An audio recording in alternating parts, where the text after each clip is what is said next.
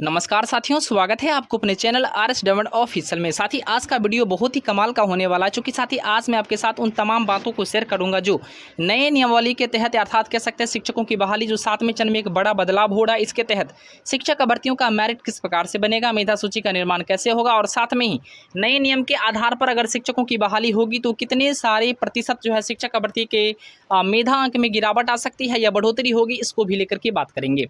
कुल मिलाकर साथ ही सीटेट, बीटेट, एस्टेट उत्तीर्ण अभ्यर्थी सभी के लिए आज का वीडियो बहुत ही हेल्पफुल होने वाली है, क्योंकि आज मैं 1 to 5 का भी बात करूंगा, 6 to 8 का बात करूंगा और 9th 10th के शिक्षक अगर आप बनना चाहते हैं या +2 के शिक्षक बनना चाहते हैं तब भी आपके लिए यह वीडियो बहुत ज़्यादा हेल्पफुल होने वाली है। तो वीडियो को स्किप किए बिना अंत तक जरूर देखिए, लेकिन साथ में एक छोटा सा रिक्वेस्ट भी होगा आपसे, अगर आप चैनल पर नए हैं तो जरूर चैनल को सब्सक्राइब कर ले, साथ ही बेल आइकन को जरूर प्रेस कर ले। तो बिना समय गंवाए साथ ही हम लोग वीडियो को प्रारंभ करना चाहते हैं। साथ ही आप यहाँ पर देख लीजिए कि मेधा सूची का निर्माण जो है मेधा अंक के अनुसार ही होता है। अगर आपका मेधा अंक अच्छा है तो आपके मेरिट लिस्ट में आपका नाम ऊपर होगा। ऐसे में साथ ही आप देख लीजिए, सबसे पहले 1 to 5 को लेकर के हम लोग बात करेंगे। अगर आप बेसिक ग्रेड के शिक्षक बनना चाहते हैं तो आपका फॉर्मूला इस प्रकार से होगा, 10th के प्रतिशत, 12th के प्रतिशत और ट्रेनिंग के प्रतिशत तीनों को जोड़ करके 3 से आप डिवाइड कर दीजिए। यानी साथ ही 10th, 12th और ट्रेनिंग के तीनों प्रतिशत को जोड़ करके आप 3 से डिवाइड कर देंगे और उसका 40% आप निकाल लीजिए सबसे पहले। उसके बाद क्या करना आपको, अगर आपने सीटेट या बीटेट उत्तीर्ण किया है तो सीटेट या बीटेट के प्रतिशत अंक जो आपके होंगे उसका 60% आपको निकाल लेना है। यानी साथ ही एक शिक्षक भर्ती ने मेरे साथ अपना डाटा शेयर किया था जिनका 10th में 60% था, 12th में 70% और ट्रेनिंग में 80% था। तीनों को जोड़ने के बाद 210 आता है। 210 का 3 से डिवाइड करेंगे तो यहाँ पर 70 आ जाएगा। 70 का साथ ही हम लोगों ने 40% निकाल लिया। 40% निकालने के बाद इनका जो है रिजल्ट जो आता है साथ ही 28 आता है। इसके बाद सीटेट में इनका जो है 90 नंबर था, यानी 90 नंबर साथ ही कह सकते हैं 60% हुआ। अब 60% का 60% हम लोग को निकालना है, तो 60 का 60% निकालने के बाद साथ ही यहाँ पर जो रिजल्ट आ जाता है 36 आ जाता है। तो यहाँ पर साथ ही एकेडमिक में उनका 28 बन रहा था और इनका कह सकते हैं पात्रता परीक्षा अर्थात सीटेट में इनका 36 बन रहा था। कुल मिलाकर साथ ही जब हम लोगों ने दोनों को जोड़ा तो यहाँ पर 64 इनका फाइनल मेरिट बनता है। इस प्रकार से आप अगर 1 to 5 में बहाली करना चाहते हैं या बहाली में भाग लेना चाहते हैं तो आपका आसानी से आप इस प्रकार से अपना आप मेधांक निकाल सकते हैं। इसके बाद साथ ही हम लोग बात कर लेते हैं 6 to 8 को लेकर के। तो 6 to 8 में जो भी शिक्षक भर्ती जो है, अगर किसी भी सब्जेक्ट से अगर आप हैं या किसी भी स्ट्रीम से हैं तो आपको प्रॉब्लम्स नहीं होगी। आपका फॉर्मूला बिल्कुल इसी प्रकार से होगा। ग्रेजुएशन के प्रतिशत में ट्रेनिंग के प्रतिशत को जोड़ने के बाद 2 से डिवाइड कीजिए। ग्रेजुएशन के प्रतिशत में जोड़ने में ट्रेनिंग के प्रतिशत दोनों को जोड़ करके 2 से डिवाइड कीजिए और उसका 40% आप निकाल लीजिए। उसके बाद उसी तरीके से बिल्कुल अगर जो भी शिक्षक भर्ती इसमें सीटेट या बीटेट पास आउट हैं तो आपको क्या करना है, जो भी सीटेट या बीटेट में आपके प्रतिशत अंक होंगे उसका 60% आपको निकालना है। एक अभ्यर्थी था जिनका 6 to 8 में साथ ही यहाँ पर ग्रेजुएशन में 60% है और यहाँ पर ट्रेनिंग में उनका 80% है। दोनों को हम लोगों ने जोड़ा, 140 आता है और 140 का हाफ साथ ही आप लोग को पता है 70 होता है। 70 का हम लोगों ने 40% निकाल लिया। तो 70 का 40% निकालने के बाद इनका रिजल्ट साथ ही 28 आता है। और वहीं पर अगर हम लोग बात कर लें ट्रेनिंग को लेकर के तो इनके सीटेट में साथ ही जो है 60 नंबर यानी 60% इनका मार्क्स था, यानी साथ ही कह सकते हैं 90 नंबर इनके मार्क्स थे। ऐसे में ये 36 आ गया। दोनों को जोड़ने के बाद साथ ही यहाँ पर 64 इनका फाइनल मेरिट बन रहा है। यानी साथ ही कह सकते हैं बिल्कुल आपको ध्यान रखना है कि सीटेट या बीटेट अगर आपने उत्तीर्ण किया है तो आपको सीटेट या बीटेट के प्रतिशत अंक लेने हैं और प्रतिशत अंक का ही 60% निकालना है, ना कि आपको टोटल मार्क्स का आपको 60% निकालना। भूल नहीं करना, आप लोग को ध्यान में रखना है।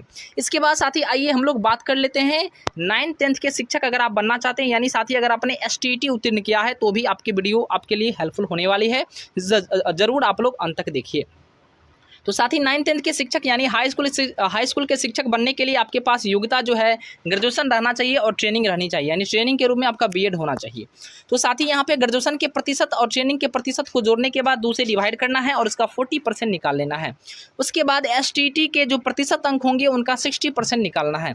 एक शिक्षक भर्ती हाई स्कूल के थे, उनका जो है परसेंटेज मैंने लिया है 60% उनका ग्रेजुएशन में है और 60 के अप्रॉक्स उनका ट्रेनिंग में है। दोनों को जोड़ने के बाद 120 आता है। 120 का हम लोगों ने हाफ किया तो बिल्कुल ये 60 आ गया और 60 का 40% निकालने के बाद ये 24 आ जाता है।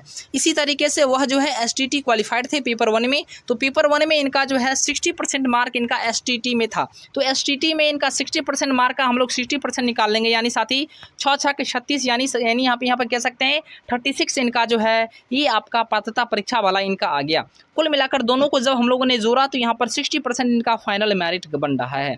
तो कहीं ना कहीं साथ ही आप लोग पेपर 1 यानी 9th-10th के शिक्षकों के लिए भी आप लोगों ने समझ लिया होगा। इसके बाद जो महत्वपूर्ण चीज़ें हैं साथ ही मैं आपको बता दूं, यहाँ पर यानी 11-12 यानी +2 के शिक्षक अगर आप बनना चाहते हैं तो आपको यहाँ पर पीजी के प्रतिशत में ट्रेनिंग के प्रतिशत को जोड़ करके 2 से डिवाइड करना होगा। उसके बाद इसका 40% आप निकाल लीजिए। एक अभ्यर्थी था जिनका पीजी में 70% मार्क्स था और 80% उनका ट्रेनिंग में था। दोनों को हम लोगों ने जोड़ा 150 आता है और 150 का अगर हम लोग हाफ करेंगे तो 75 आता है। 75 का हम लोगों ने क्या किया, 40% फाइंड आउट किया। उसके बाद हम लोगों ने इसमें क्या किया, साथ ही 70 का 60% निकालना होगा। यानी साथ ही कह सकते हैं एसटीटी में इनका 70% मार्क्स था और 70% का 60% निकाले तो कहीं ना कहीं यह जो है 42 आ गया और एकेडमिक में इनका 30 आया था। दोनों को जोड़ने के बाद इनका फाइनल जो मेरिट बन रहा 72 बन रहा है। अब साथ ही बात ये आती है कि 1 to 5, 6 to 8 या 9th-10th या कह सकते हैं +2 के शिक्षक बनने के लिए बिल्कुल सारे लोगों का फॉर्मूला बिल्कुल इसी प्रकार से है। अब प्रश्न यह आता है कि क्या सच में यह नियमावली के तहत जो है यह नियम लागू होगा या नहीं लागू होगा।